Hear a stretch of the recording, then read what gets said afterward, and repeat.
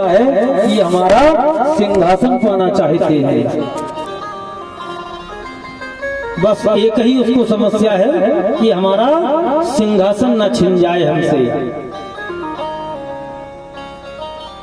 तो देवराज इंद्र ने आज जो है कामदेव को भेजा कि जाइए तपस्या भंग करिए। कामदेव आया और कामदेव ने अपने जो 5 बाण हैं, 5 बाणों का प्रहार किया, पर नारद जी पर कोई असर नहीं हुआ। जब नारद जी पर इसका कोई असर नहीं हुआ तो यहाँ पर कामदेव घबराया। उसने विचार किया कि ऐसा ना हो कि कहीं नारद जी हमें श्राप ना दे दें। तो आज नारद जी की तारीफ करता है और कहता है काम कि वाह नारद जी, आपने तो काम पर विजय प्राप्त कर ली है, आपने कामदेव को जीत लिया। नारद जी के मन में उठ गया फोड़ा। नारद जी ने सोचा कि हमने काम को जीत लिया। अरे काम को तो अच्छे नहीं जीत पाते हैं। और नारद जी वहां से बढ़े और जाकर के परमपिता ब्रह्मा को बताया। ब्रह्मा जी ने कहा देखिए हमें बताया सो बताया, अब किसी को मत बताना कि तुमने कामदेव पर विजय प्राप्त कर ली। यहाँ पर नारद जी को लगा कि मेरी ख्याति धूमिल करना चाहते हैं पिताजी। कोई पिता होगा जो ये ना चाहे कि मेरा बच्चा उत्थान करे। लेकिन नारद जी कहाँ मानने वाले थे। नारद जी वहां से खिसके और जाकर के शंकर जी को बताया मैंने काम पर विजय प्राप्त कर ली। शंकर जी ने भी एक ही बात कही। शंकर जी कहते हैं कि मुझे बताया सो बताया, आप जो है विष्णु भगवान को इसके बारे में मत बता देना। नहीं, बिल्कुल नहीं बताएंगे। 7 शब्दों में मना कर दिया कि विष्णु भगवान को मत बताना। पर नारद जी ने विचार किया कि क्यों नहीं बताने दे रहे। और शंकर जी इस बात को जानते थे कि नारद मानने वालों में से नहीं है, इसलिए शंकर जी ने 2 गण पीछे लगा दिए कि देखिए जाकर के। और उन्होंने जाकर के बताया श्रीपति निज माया तब प्रेरी, सुनहु कठिन करनी ते ही केरी। राम जी जो चाहते हैं वही होगा। आज जाते हैं और उधर श्री हरि विष्णु कहते हैं कि आज नारद जी के अंदर अभिमान आ गया है। और जैसे ही नारद जी पहुंचे तो नारद जी को प्रणाम भी नहीं करने दिया और बगल में बिठा भी लिया। तो लक्ष्मी जी ने कहा कि एक बात बताइए प्रभु, क्या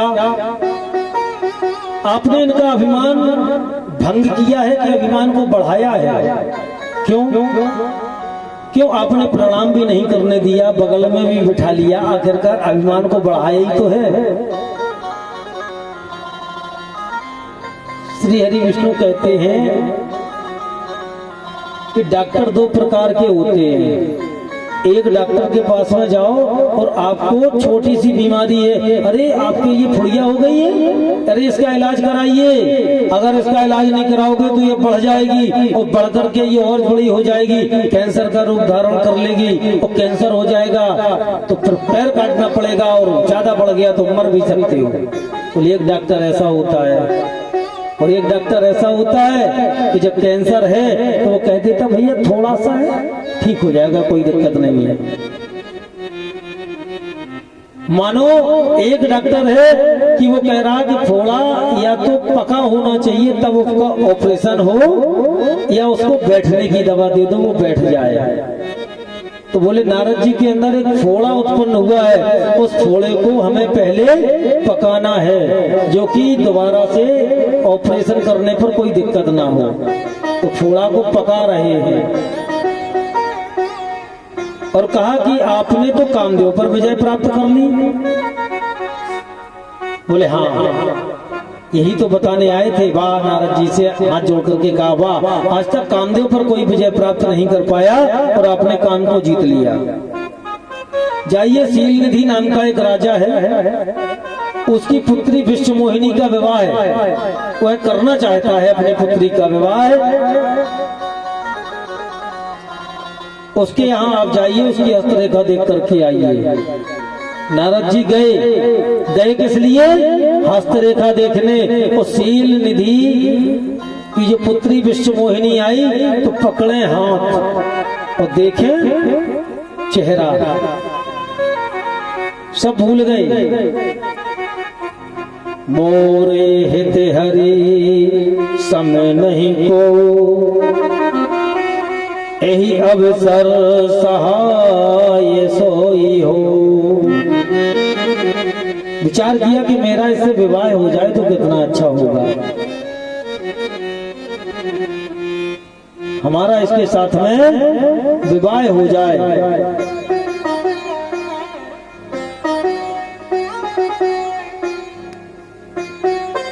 ये विचार करते हुए वहां से आए और सीधे श्री हरि विष्णु के पास और जाकर के कहते हैं कि प्रभु बोलो कि मुनि नयन जुड़ाने, हो यही काज ही हर शाने।